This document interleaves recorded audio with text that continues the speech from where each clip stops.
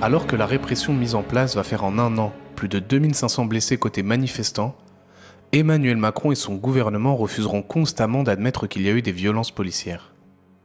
Ne parlez pas de répression ou de violence policière, ces mots sont inacceptables dans un état de droit.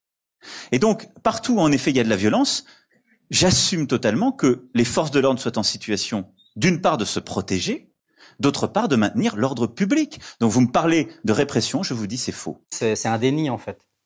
Pour nous, c'est des violations des droits de l'homme, c'est la responsabilité de l'État et c'est extrêmement grave. Puisque l'État s'est engagé de respecter les droits de ses citoyens, de protéger ses citoyens. Et donc, qu'on les appelle violences policières, qu'on les appelle comme la justice, violence par une personne dépositaire de l'autorité de l'État, ou comme nous, des violations des droits de l'homme, c'est des actes qui ne doivent pas arriver. Et lorsqu'ils se produisent, ils doivent être réprimés. Sur 456 plaintes pour des cas de violences policières contre des gilets jaunes, seulement 19 ont fait l'objet de poursuites de la part de l'inspection générale de la police. Et quand on propose au président de la République de faire un geste d'apaisement, il ne donne pas suite. En janvier 2020, Jean-Pierre Mignard, célèbre avocat et soutien d'Emmanuel Macron lors de la campagne de 2017, propose au président d'indemniser les blessés non mis en cause par la justice. Une démarche d'apaisement que François Mitterrand avait acceptée après la violente répression des révoltes étudiantes de 1986. Ce qui avait été fait par François Mitterrand et Michel Rocard, quand ils sont revenus au pouvoir, enfin François Mitterrand n'avait jamais quitté le pouvoir, mais lorsque le gouvernement Rocard est arrivé au pouvoir, en accord avec le président, ça a été de dire on ne va pas attendre les multiples procédures d'aboutir, quand il y avait eu des étudiants blessés, on va prendre l'initiative d'indemniser sans attendre. Ça a été excellent, parce que c'était remédier un peu à des infirmités que des jeunes gens allaient porter toute leur vie. Je trouvais que c'était une bonne mesure. Je pensais qu'on pouvait faire la même chose. Cette violence n'était pas uniquement imputable aux fonctionnaires de police, dont certains, beaucoup, ont été blessés. Mais malheureusement, c'est sans commune mesure avec les blessures, les dommages subis par beaucoup de manifestants qui, pour beaucoup, manifestaient à Paris pour la première fois. Il n'y avait pas de leader, il n'y avait pas d'encadrement, etc. On ne recherchait pas la responsabilité des policiers en particulier. Mais l'État reconnaissait sa faute dans la gestion de l'ordre public et indemnisait. C'était quand même pas demander le diable, comme on dit dans les campagnes. Et ça, vous l'avez proposé personnellement à Emmanuel Macron? Oui, bien sûr. Et que vous a-t-il dit? Et que c'était une bonne idée, que je verrais ça avec son directeur de cabinet. J'ai eu une fois un lien, et puis même je devais être chez moi, en Bourgogne, et puis par Zoom, et puis il n'y a eu rien depuis. Je veux dire, quand on est président de la République, on doit s'élever, quoi. On doit prendre des gestes.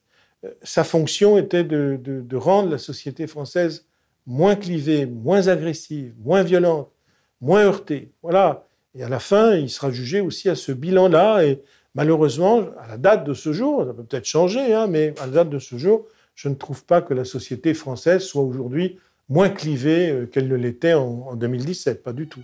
Faute d'une décision présidentielle, Jérôme Rodriguez a dû se battre en justice. Suite à la mise en examen du policier auteur du tir, il a fini par obtenir de la Commission d'indemnisation des victimes d'infractions une indemnité de 30 000 €. De l'argent qui lui a permis de payer essentiellement ses frais d'avocat et de subvenir aux besoins de ses 2 petites filles. Mais que représente cette somme quand on a perdu son œil à vie?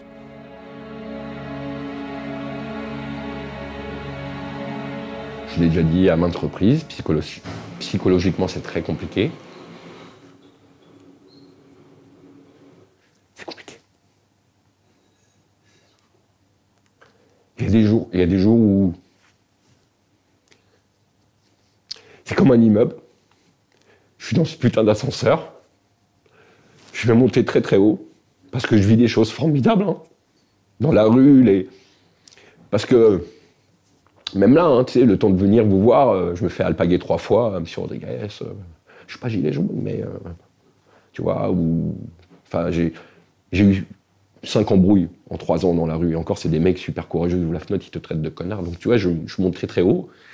Et puis je descends très très bas pour rien des fois, pour tu sais, des petits faits psychologiques. Donc c'est très très compliqué. C'est très compliqué parce que t'as mal au ventre, t'as une gastro où on te file un Imodium et un bol de riz, tu te reposes 24 heures et tout va bien le lendemain. Et là, déjà, de trouver le nom de ce que tu as dans la tête, c'est compliqué. Et d'avoir le bon traitement, c'est compliqué. Donc, il y a des phases de shutdown. Et des fois, ça se voit sur ma page où je vais disparaître pendant une semaine parce que je ramasse. Je ramasse énormément. J'ai eu 5 embrouilles en 3 ans dans la rue. Et encore, c'est des mecs super courageux. Quand Jérôme Rodriguez a perdu son œil, c'est Michel Delpech qui commandait les policiers parisiens.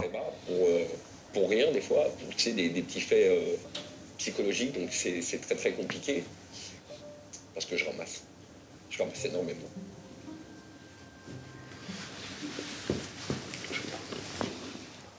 Ça, quand vous voyez ça, quelle est votre réaction? Encore une fois, moi, j'ai vu ces images-là avec une forme de gravité, parce que nul ne peut être d'abord indifférent à cette situation que personne n'a souhaité, évidemment, et moi, un homme en détresse, en difficulté, et tout ce que je peux souhaiter pour lui, c'est qu'avec le temps, il ait la force et les ressources nécessaires pour surmonter cette période extrêmement cruelle pour lui qu'il doit vivre. Et je comprends tout à fait ce qu'il peut éprouver.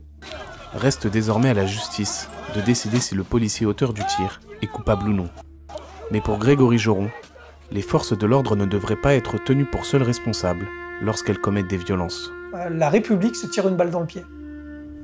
Parce que quand on va chercher des responsabilités individuelles dans ce genre de choses, en fait, on va juste expliquer à mes collègues qui vont faire du maintien de l'ordre demain ou qui vont être dirigés dans une action de police, faites attention, parce qu'on va vous donner des ordres, et si jamais vous vous plantez, vous serez tout seul à la barre. Il y a toute une chaîne hiérarchique, tout un système de maintien de l'ordre qui devrait être, entre guillemets, présent pour s'expliquer. Si en effet, à ce moment-là, l'ordre était mauvais, eh ben, il faut une remise en cause de ça. Il faut évidemment une responsabilité qui soit dégagée. Que mes collègues soient responsables, oui, au bout de la chaîne. Mais la chaîne, en fait, il y a des maillons partout. Et c'est ça qui est regrettable, c'est qu'aujourd'hui, c'est un policier qui va prendre. Forcément, il en va de sa responsabilité, il m'a tiré dessus. Mais qu'en est-il de la responsabilité des donneurs d'ordre?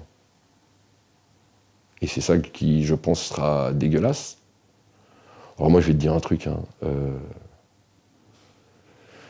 Prison ou pas prison, ça ne mordra pas mon œil. Ça peut-être plus lui niquer sa vie à lui. Argent ou pas argent, ça ne mordra pas mon œil. Mais c'est dommage que tout le monde ne paye pas. Et que ce soit qu'une seule personne qui paye.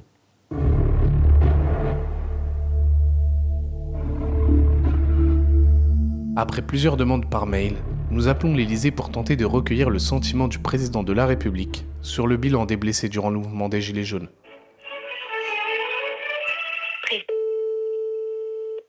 Organisation presse, bonjour. Oui, bonjour, Yanis Mamdi, je suis journaliste pour Off Investigation. Je vous ai envoyé une demande d'interview par mail concernant la doctrine du maintien de l'ordre durant le mouvement des Gilets jaunes. On voulait interroger le président là-dessus. Je vais la relancer. D'accord. Est-ce que vous pouvez juste, excusez-moi, est-ce que vous pouvez juste préciser que c'est important qu'il nous réponde, puisque durant le mouvement des Gilets jaunes, la doctrine du maintien de l'ordre a fait plus de 2500 blessés côté manifestants, dont 30 éborgnés et 5 mains arrachées. On voulait donc savoir s'il avait des regrets. Quel est votre délai Là, d'ici la semaine prochaine. Ok. Écoutez, je relance et quelqu'un devrait revenir vers vous. Voilà. Très bien, je vous remercie. Voilà. Je vous en prie, au revoir. Au revoir. Nous n'aurons jamais de retour. Tout au long de cette révolte, Emmanuel Macron aura donc constamment entretenu un déni. Il n'y aurait pas eu de violence policière, ni même de mort provoquée par la police. Je déplore que 11 de nos concitoyens français aient perdu la vie durant cette crise. Je note qu'ils ont tous perdu la vie, bien souvent en raison de la bêtise humaine, mais qu'aucun d'entre eux, aucun, n'a été la victime des forces de l'ordre. Aucun. Je le dis bien parce que, compte tenu de la nature de cette crise, de ce que la France vit depuis plusieurs semaines, c'est inédit. Et je veux ici rendre hommage au professionnalisme des forces de l'ordre dans ce contexte. Voilà.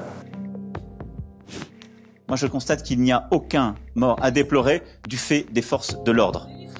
Malheureusement, il y en a eu, du fait d'autres bêtises. Retrouvez la suite de cette enquête sur notre chaîne YouTube ou directement à la fin de cette vidéo. Off Investigation, c'est des documentaires que les chaînes n'osent plus produire. Grâce à vous, notre liberté éditoriale est totale. Vos dons nous permettent d'enquêter et de révéler en vidéo à des millions d'internautes les coulisses d'un monde qui dérive trop souvent à l'abri des regards. Aidez-nous à déverrouiller l'information, faites un don.